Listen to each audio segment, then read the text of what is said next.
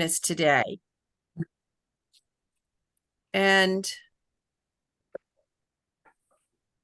I want to welcome our guest, Patsy Blackshear, and I would like to share a little bit of information about her before she starts her presentation this afternoon. Patsy Baker Blackshear is a retired manager from local and federal governments, private industry, and the educational sectors. She retired as senior manager, the director of national operations with the U.S. Department of Labor. And prior to joining the Department of Labor, she was the chief of staff for the chief financial officer for Washington, D.C. government. And some of her other former senior positions include the deputy director of finance for the city of Baltimore, deputy and associate superintendents for administration and management in the Washington, D.C. and Baltimore City public schools systems, and working in the private sector and university level. Her functional work experiences include budgeting, program management, program development management, professional development, and teaching, among other areas. She holds numerous federal, state, and local awards, citations, and honors from her work and involvement with many community organizations. Currently, she's active in community activities in Anne Arundel County, including membership on the Anne Arundel County Board of Appeals. She's president and on the board of directors for the Kunta Kinte Alex Haley Foundation. She provides leadership support at the Asbury United Methodist Church and her professional women's organizations. Dr. Blackshear holds degrees from the University of Maryland, American University, and Howard University, and the University of Arkansas at Pine Bluff, with a PhD as her highest degree. Her areas of professional training include educational administration, financial management, special education, and mathematics. And in her retirement, she continues to support her community by serving on numerous boards and committees. And I just wanted to share just something that I also picked up from Patsy's biography in the book, which I found very sweet. She was the oldest daughter in the family, and she early on was helping out with cooking, doing the hair for her sisters, and babysitting. And she grew up in an organized household, and I dare say many of us got our start helping our mothers and learning their educational systems. So I'm glad you included that in your biography, Patsy. So we are so excited to have you with us today. I know all of us just can't wait to hear about the continuing research that you're doing, as well as that you've already done, and also what you can share about the foundation. So thank you for being with us. Wonderful. And thank you so much for having me, ladies. And what I'm going to do is see if I can pull up my file that I created for our discussion. So let me try that. Guess what? Wow. I think it worked. All right, let me see this. All right. What you see in front of you, ladies, is a copy of the book cover for the book that the foundation created, celebrating African-American female pioneers.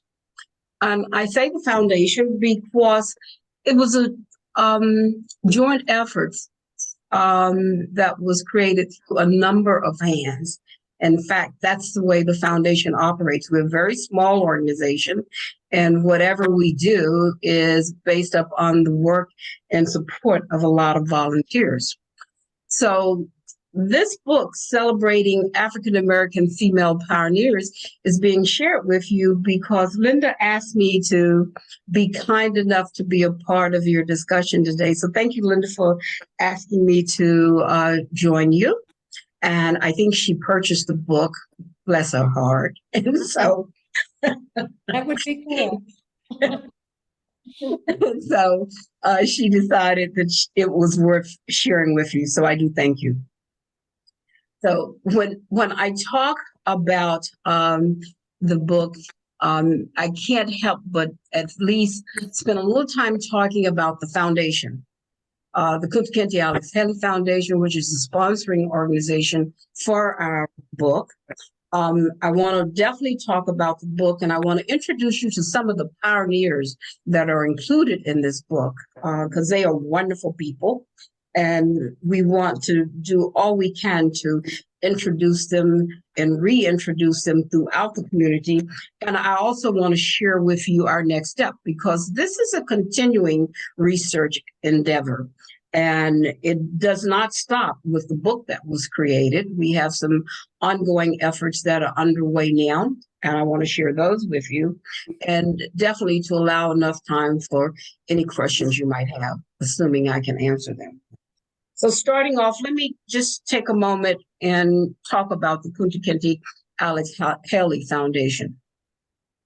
A lot of you are familiar with the foundation because that's the memorial that's on the city docks that was created by this organization. The foundation envisioned it, created the design for it, went through the process of getting all the approvals for it, actually raised the monies for it, nearly $700,000 in private and government and local and state funds to see this memorial develop. But in addition to that, the foundation goes beyond just the memorial, and it focuses its mission on heritage and other endeavors that are designed to stimulate a greater interest in African American history and culture.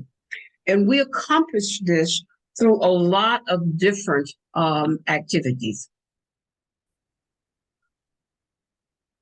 The board of the foundation started the Kunta Kinte Festival.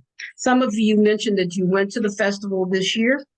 You might not be aware of it, but this festival started in 1987. I remember it well. It was on the grounds of Merlin Hall. That was the first festival. And some of you might remember for a long time, the festival was held on the grounds of St. John's College there at the College Creek side.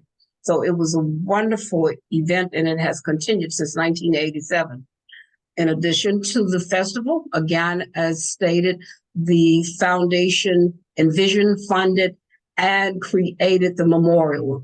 And that was done through a lot of interaction with the community, with focus groups, and it had to go through a lot of approvals with the city council to get that memorial completed.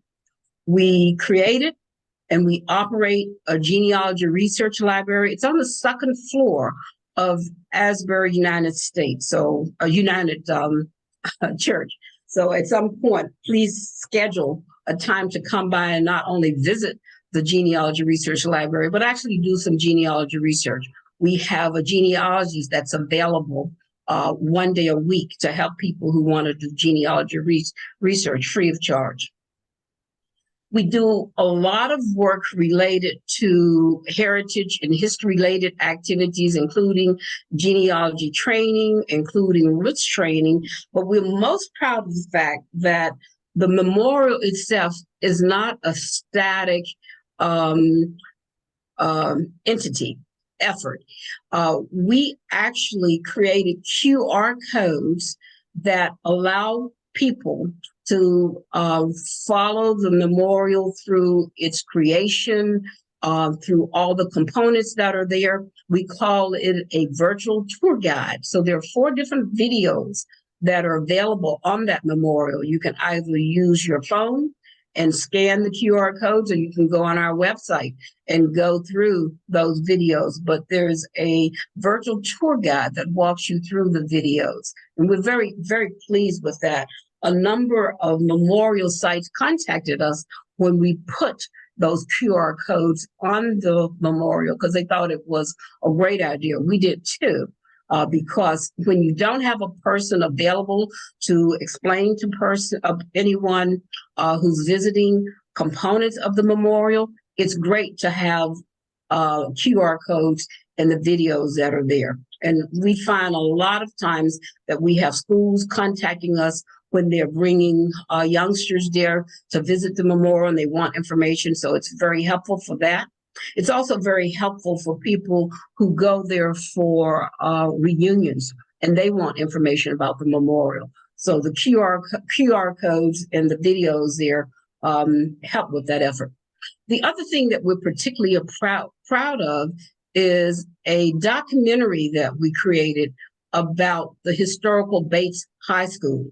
We were able to interview the 15 remaining teachers who taught at Bates before the school system was integrated. And those teachers provided the story of Bates High School, but they also provided a story of Annapolis and what it was like during the segregated period here in the city. So that's available on our website. It's also available at the Bates Legacy Center, but the Bates High School documentary is something that we're particularly proud of. And adding our list of personal accolades is this book that we created, the African American Female Pioneers Celebration. So I'm going to spend some time now talking about this book. This book was developed, as I said before, through a joint effort of our volunteers. And all of the work that we do is accomplished through volunteers because we're a very small organization. The volunteers, the writers, the researchers are noted for you, but I want to point out Gregory Stuyvesant. Some of you might know Greg because Greg was the CEO of the Annapolis History Foundation. He was also the CEO for London Town for a bit. He's an archivist and a historian by training. He's a prolific writer. He has written over 40 different books and articles, and they're all about the history of Maryland and Anne Arundel County. He is the type of person who is a historian's historian. And we were very pleased that Greg worked with us in the creation of this book. And as a part of it, he set the tone for what it was like during different periods of time for African-American women in Annapolis and Anne Arundel County. So that history information is within the book, and it's a great piece of information about Annapolis and about Anne Arundel County. Before I get further into the book, let me talk about why we undertook this particular project. So we're at a board meeting, and one of our board members was reflecting on the fact that Kamala Harris had just been elected vice president. Dr. Donald Roan, some of you might know Don, who is a board member on the foundation's board. And he said, you know, we have our own pioneers, our own women who have really pierced that ceiling. And therefore, we should highlight them. And we said, yeah, that makes a lot of sense. We need to highlight these local women who have done that. So that statement by Donald became the impetus for our moving forward. We then decided that, hey, what we will do is start looking at the women in Anne Arundel County who have made a difference and who have not been recognized. And basically, this was African-American women. The opportunity for men, particularly white men, was always there. And then when the door opened a little bit, then you saw Black men coming through. You saw women, primarily white women coming through. But Black women came through last, kicking and screaming, if you will, knocking the doors down, coming through the windows when necessary to make sure that they had an opportunity to share their worth and to share all of the accomplishments they have made. So we decided that these women needed to be recognized. We call them pioneers because they are trailblazers. They are trailblazers, and they are women who were the first to achieve a significant accomplishment in their particular area of endeavor. And that's what a pioneer is. A pioneer is the first. So we were particularly interested in identifying not just the women who have made accomplishments in Anne Arundel County, but the women who were the first to make those particular accomplishments. That's why we call them pioneers, and that's where we started. So again, when you go through the book, you will find that there's some very important historical information that's provided through Greg Staverson's research and work.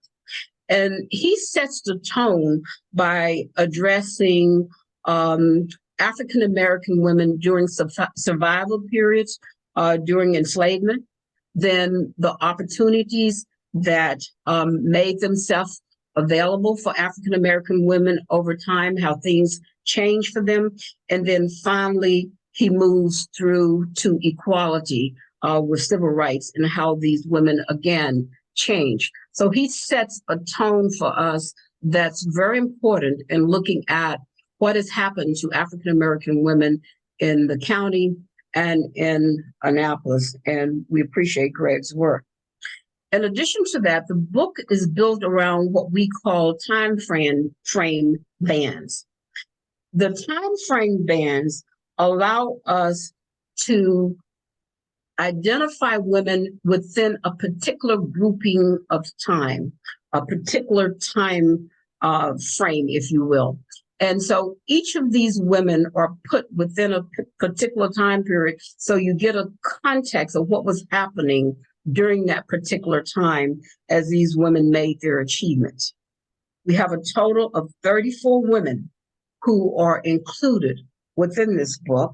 We had some others that we were working on, but at the time that the book was written, but we had 34 that we actually completed, and they were actually included in this book. The book also includes references, bios of the writers, and one of the things that we was particularly important to us is that we included a request for further research. It's a form so that community members could identify other women who we should include or should have included in our research. Again, this is an ongoing research effort. Like any research, there are limitations within the research. We were taught that when we were doing a lot of research in school. What are the limitations of the research? A big limitation of this research is that it does not include all the women that we think we should have captured. And that's why it's an ongoing research effort. That's why we have included in the book a form for people to make recommendations of other women that we should include in subsequent research. It's a continuing and ongoing research effort. So just a little bit about the time frame bands. The time frame bands, again, represents for us the grouping of women accomplishments within particular periods. We call it the beginning, which was the early 1800s, the early 1900s to World War II. And then you see the other time frame bands there. So the women and their accomplishment are positioned within these 6 bands of time frames. Here's what a time frame looks like. And I'm going to show you the one for the new millennium. And that millennium time frame band goes from 2000 to 2020. So for this particular time frame band, we identify other women who were making accomplishments or other significant events that affected women during that particular time. Vashti McKenzie was elected the first female bishop, African-American Methodist Episcopal of the African Methodist Episcopal Church. during this time frame ban. Nancy Pelosi was defeated John Bonner of Ohio and became the Speaker of the House during this particular time frame ban. Condoleezza Rice was appointed the first African-American female United States Secretary of State during this time frame. Also, during this time frame, we have Loretta Lynch as the first African-American woman who was identified as appointed as a U.S. Attorney General. We have Kamala Harris, of course, who was elected as the first vice president, African-American female vice president of the United States. So within these particular time frame bans, we have other activities going on that are affecting women, African-American women in particular, but other women. And we try to capture those in our research, and we share those in the book. Now, a few of the women. As I indicated, we have 34 women who are included in the research within this book. I'm just going to highlight a few. When you look at the book, you can find the details on all. Many of you know this woman, the first one here, Speaker Adrienne Jones. She's included as a pioneer. She's included because she shattered 2 glass ceilings. She was unanimously elected as the first African-American Speaker of the House and the first African-American female Speaker of the House. So we call her a twofer because she had these 2 accomplishments, and this occurred in 2019. Lucy Smith, you might not be aware of unless you're a historian, but Lucy Smith was the first African-American female to rent and operate a shop at the Annapolis Market House. And a lot of people called her Aunt Lucy, but she operated a bake shop in the 1800s at the Market House. African Americans know these ladies, the Carr sisters, Elizabeth Carr Smith and Florence Carr Smith. But those of you who are native Annapolitans or native of Anne Arundel County also probably know these ladies, because you might be familiar with all the entertainments that came in through Carr's Beach.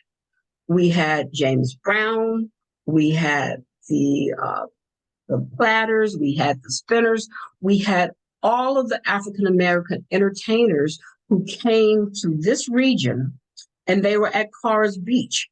And there was another beach called Sparrows Beach, which was more of a family beach, but Carr's Beach was more of an entertainment venue. These 2 sisters ran those beaches for 40 years, from 1931 to 1974. Faye Watson Allen, Dr. Faye is what we used to call her when she was alive. If you ask people if they know Aris T. Allen, the answer is going to be yes. Why? You see the road all the time that says Aris T. Allen Boulevard. A lot of people don't know the name Dr. Faye or Dr. Faye Allen, but there would be no Aris T. if there was not a Faye Allen. Faye Allen was a person who was running the shop and making sure that the patients were being seen when Aris T. was taking care of a lot of his political responsibilities, since he was both a state legislature and a state senator, both on the delegate side and on the Senate side. In 1951, Dr. Faye Allen and Aris T. Allen shared a practice, and they ran that practice together for more than 30 years. Dr. Faye was the backbone behind that practice.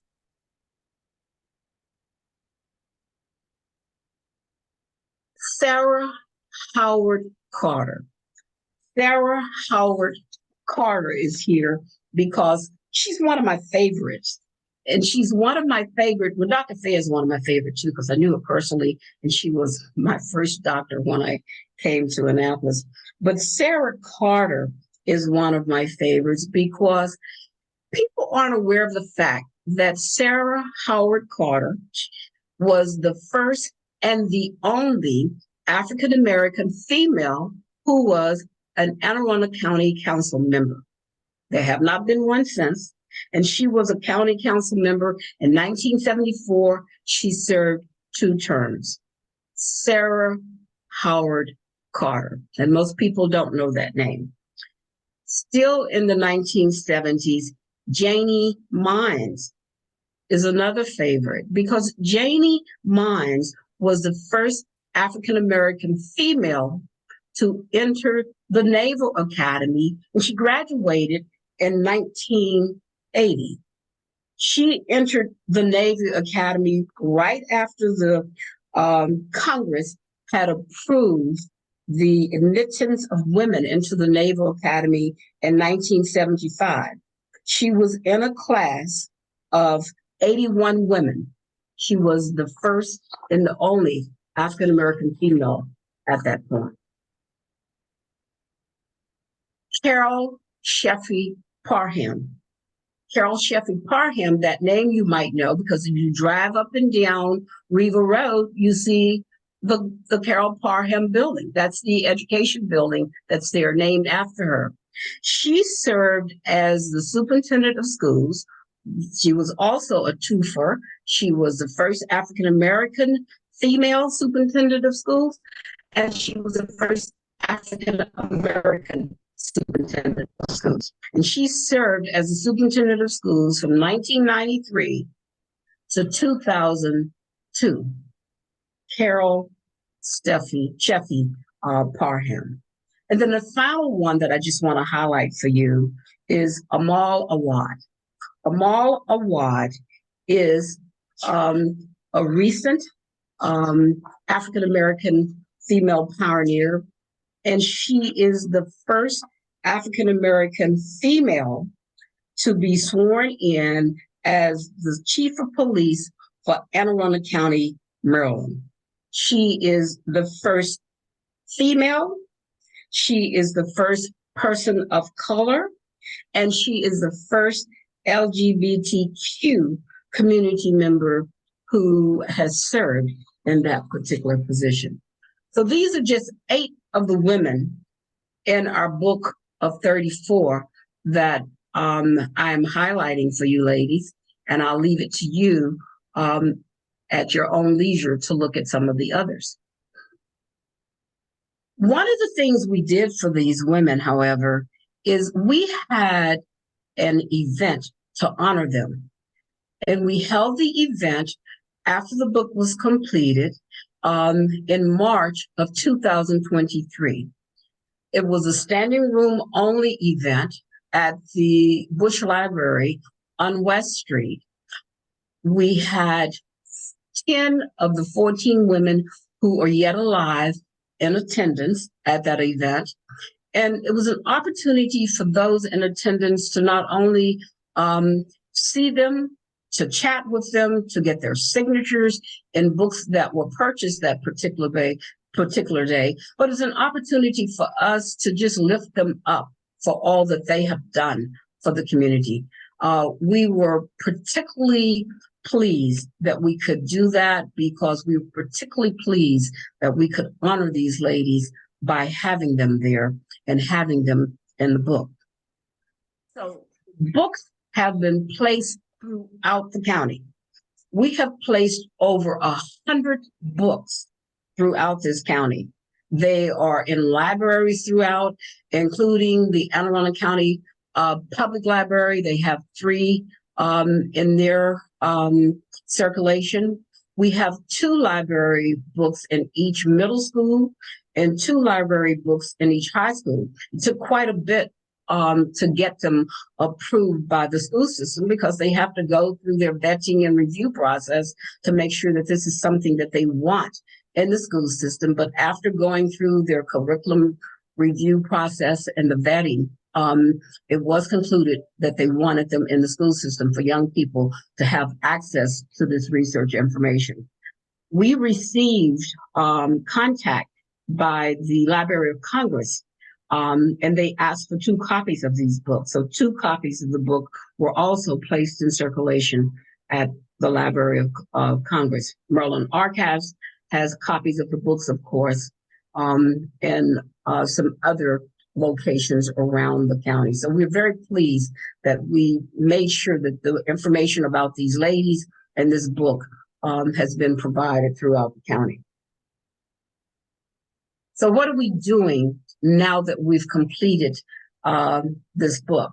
Well, first of all, it's an ongoing research project. And because it's an ongoing research project, we are still working on other biographies of other women. We have 13 women currently that we are researching, and we're completing the biography information on them.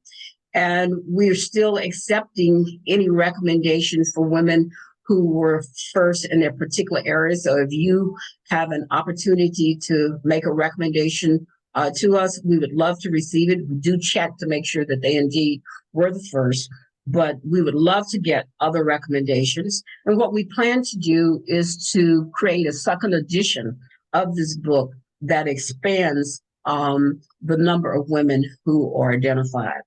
As I said earlier, the limitations of this book is that we know we did not capture all of the women who should be identified because of their accomplishments. And so we want to keep expanding so that we can identify more. And that's where you come in. That's where our continued research effort comes in.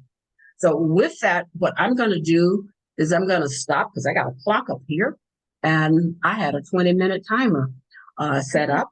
And I'm going to allow us to move to any questions you might have, either about the foundation, what we do, the kinds of things we have done, or about the book and our research related to this book.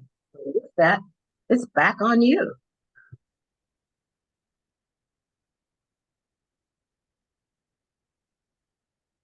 So I don't know if we have our full screen up, because usually we just are a little bit informal. I don't know if anybody put anything into chat, but we just raise our hands and ask questions. So I just wanted to say, Patsy, that this was a wonderful presentation, and I loved Greg's histories in the beginning and the end of the book. I think they were really a refresher and a view and a reminder to me of a lot of things that I've already learned and studied, but for others it may be new information. And so I think it was perfect the way that was set in the beginning and end of the book. He is just phenomenal, and we just owe a wealth of thanks to Greg, not only for his expertise, but for this particular effort. He took it on as something that he saw as extremely important. Yes, and also I wanted to mention that Carletta is a member of our Anne Arundel Women Giving Together, and we are certainly proud that she was included in your book, and congratulate her for her accomplishments. Well, I know you all know it because you are a group of women. Asbury United Methodist Church has its first African-American minister. It's the oldest African-American church in the county. And Carletta was our first African-American female minister. So I'm very proud to be a member of Asbury and have her as my minister. I think Linda Egbeer has a comment.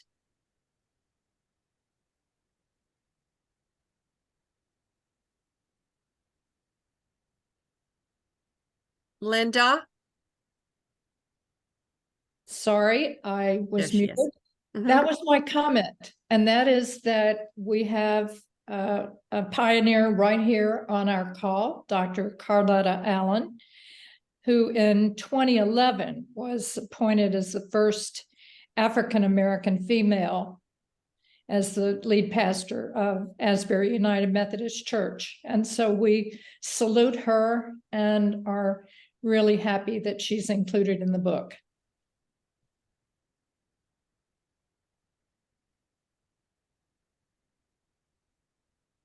And Betsy, if we take down the screen share, then we can see other Yes. hands.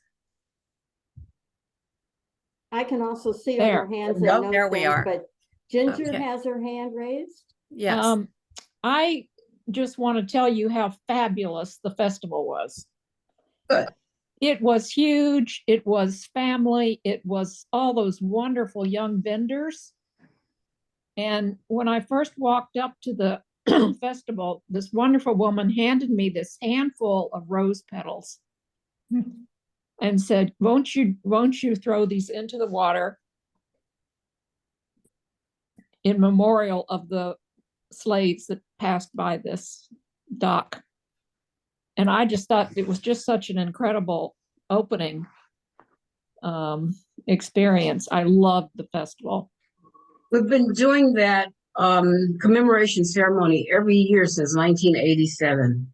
And whenever we can, as was the case this year, last year, and the last probably 3 to 5 years, we do a joint ceremony where we have that commemoration experience as the opening for the festival. And we ask people to participate in the rose petal throwing in memory of those unnamed Africans and who came to these shores to help build this country, and also to indentured servants who also was a part of building this country. So that's why we do that. And it's been going on since 1987. Carletta, I see you have your hand up. Yes, I was at Maryland Hall recently. Don't remember for which event. At any rate, probably the opera. But I was walking down the aisle and a fellow stopped me and said, "Why is the festival only one day? It should be at least a whole weekend long. Why is I don't know why he thought I would know the answer to that. I didn't know him from Adam, but I thought I would pass that on to you, Dr. Blackshear. Somebody out there wants to know why the festival is only one day. It used to be a whole weekend long. There's a whole history behind how it kind of morphed to just one day. It used to be a whole weekend long, and it was an extensive things, and people came from all over the region. Delaware, Virginia, Pennsylvania, they came to this festival. It was really a huge event. And then when St. John's College had to close the opportunity for the festival on those grounds, we started moving around. We went to the fairgrounds. We just moved around, and it just really got kind of ragged after a while. We were still having it every year, but it got kind of ragged. And so finally, they ran into, after 2008, there was some financial problems because it was difficult to get community grants.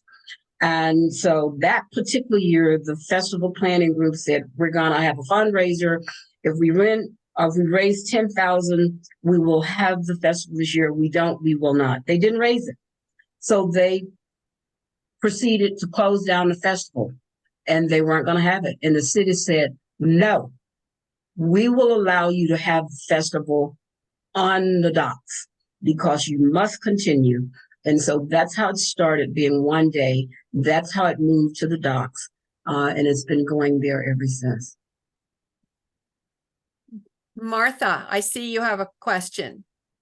Well, I'm following up to some extent on Carlotta's issue, because I was womaning a booth, the new Village Academy booth. It's the new charter high school that's coming online in Annapolis in September. And I was really impressed by the number of people there. As you were saying, Dr. Blackshear, I talked to people from New Jersey. I talked to people from several other states not contiguous to Maryland. And I asked somebody, and maybe you know the answer to this question, is this the only Kunta Kinte festival in the East? In the East that I'm aware of, they have one in the Gambia, but I don't know of one beyond that. My sister's traveling now to Arkansas, and she just phoned me today, and she stopped at the Alex Haley Monument in Knoxville, but festival, the only one that I'm aware of. Because that I was trying to understand why people would come. You know, it was a beautiful day, probably the most beautiful day that we had in October. But I was trying to understand why people would come from a far distance. And it was so impressive to have them all there, and to have the variety of booths and people there to show their honor and appreciation. So I wanted to thank you, and it was a great opportunity for those of us who are trying to attract students to that new high school that's going to be coming online. That was my first comment. But I wanted to make another comment because for 10 years I was on the board of the Arts Council of Anne Arundel County, and I reviewed many of the grants that came and from your organization. And I must say that I always thought you folks could ask for a lot more money. That's just my opinion. And this is the first opportunity I have to talk to you about that. But I'm happy to talk with you further, because I think that in terms of the historical impact of this festival, the roots of the festival, there's so much more that people need to learn about, and there's a lot that I think could be funded through the historical side anyway of the Arts Council of Anne Arundel County. Thank you for that. Let me comment on the why people come from all over. Probably. I can't verify this with accuracy, but there's a long history of the festival. 1987, every year, and it used to be very big. And so I think part of that is the tradition, and it's been around for so long, and it's been something that people have been used to seeing. And it used to be much bigger than what it is right now. So I think part of what you see is people tied into that history of the festival, and that's why they come. And not only that, it's they come, as someone said, not just from Maryland, Virginia, and DC. They come from all over the region, because it has been an ongoing effort for quite some time now. Thank you. Martha Schwieters, I see your hand. I just wanted to congratulate you all for this wonderful effort. It's such a positive approach toward really blending African American history into the narrative of American history. It is incomplete without the African American piece, and this is such a positive way of doing it. And I'm sitting here thinking, is there a way to get other localities to do something like this? I mean, it's wonderful that people come here from all over, but there are so many heroes and heroines out there that we like to learn about them. Yeah.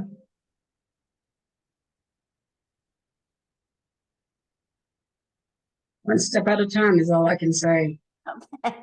Well, let's encourage. I think Greg Stiverson's influence. He might know some people who might.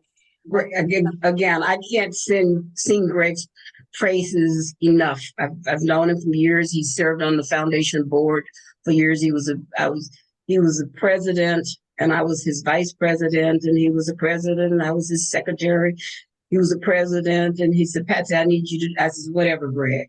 So Greg is just wonderful, and he is a historian's historian, prolific writer.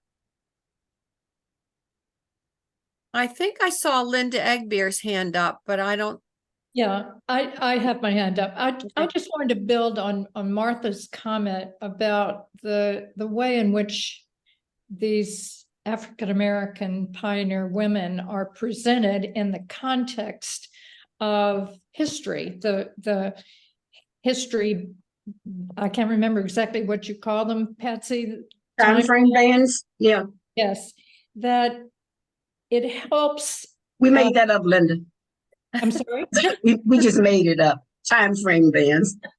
Well, whatever the name is, it's very helpful to be able to place these women in history that we are more used to. And that's what we're always saying, is that African American history is American history. And so you have captured that extremely well. And I really encourage everyone to get this book and use it as a reference, because it is one that we'll continue to reference over time, particularly in this group, I think. So I've thoroughly enjoyed it, and I know others on this call have purchased it as well.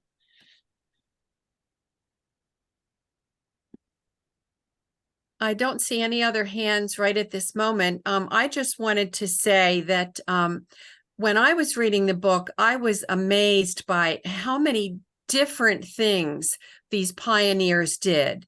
They weren't just outstanding for, you know, one thing they did as a pioneer. They often had many different kinds of careers where they excelled.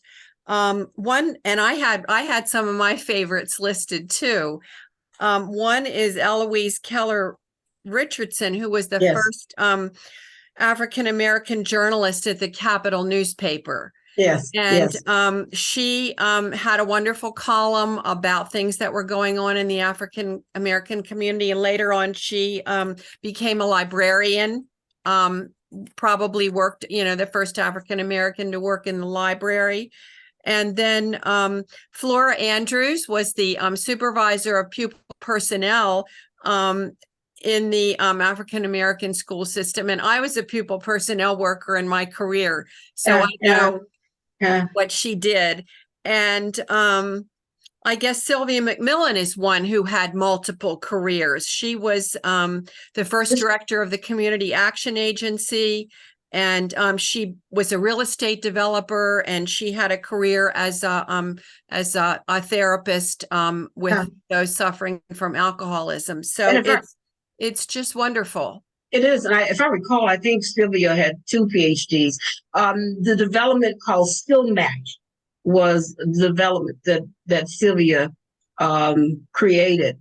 And the other thing about her is that, I mean, she was just a brilliant person. I happen to remember Sylvia McMillan, but she was a brilliant person.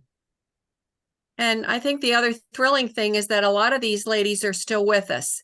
So we can still, you know, enjoy everything that they're giving to our community. I know Miss Evola moved away last year, and that was bittersweet, but she's having a well-deserved retirement, I think. So, you know, unless anybody has any other questions, I would really like to thank Linda Egbier for bringing Dr. Patsy Blackshear to us today, and thank Dr. Blackshear for making the time. And definitely when the new book comes out, we want to hear all about it, and hope that you can come back to visit us. Yes, and you can get the book from the public library if you just want to review it. But if you want your own personal copy for reference, because it is a reference source, like Linda said, you can get it from Amazon, celebrating African-American female pioneers. And we'll put it on our resource guide so that everybody can know beyond this call. Excellent. Definitely. Linda has a copy, and I have a copy. If anybody, you know, wants to borrow it, let us know. And we'll be meeting again next month on December 14th. And we don't have a presentation that day, but what we want to do is sort of collect our thoughts and hear from everyone who's been doing their own study and outreach over the past couple of months. I know many of you have been doing traveling and reading and attending conferences. And so I hope you all will be able to join us. I know that gets to be a busy time in mid-December, but please, put your December 14th down and carve out that hour for us so that we can catch up. And I do want to give anyone the opportunity here to make any announcements or any news that we should know about before we close out. Okay. Oh, yes, Bev. Yeah, this is just a little off topic, but it is one of our grantees sent me a message the other day. It's Marshall Hope Corporation. They're doing their first fundraiser ever, and yeah, shoot, I don't have it in front of me, but it's coming up, and they had their 2 years of grant, so they're really going to be hurting for funds to keep that venue going. And the pantry they do, for many of us who've spent time there, know how wonderful it is, and we should do what we can to help them stay alive. So you can just go to their website. I'm sure they have the information on the fundraiser, but it is coming up in the next couple of weeks. I do want to get that out to as many people as possible. You can put that on the you can make an announcement on RESG resources. Oh. That goes to everyone. You just put RESG resources at givingtogether.org and everyone will receive that. And Susan, that reminds me of you. If you'd like to go back on that list again, now that you'll be having some more time, I'd be glad to add you to that. And thank you for, again, facilitating this for us today. I think it was a wonderful experience for everyone. No problem. I really enjoyed it. Very impressive. I took a bunch of notes. Thank you for that. Okay, ladies. And yes, Patsy, did you want to say one more thing? Yes, thank you, ladies, for taking the time and for your interest.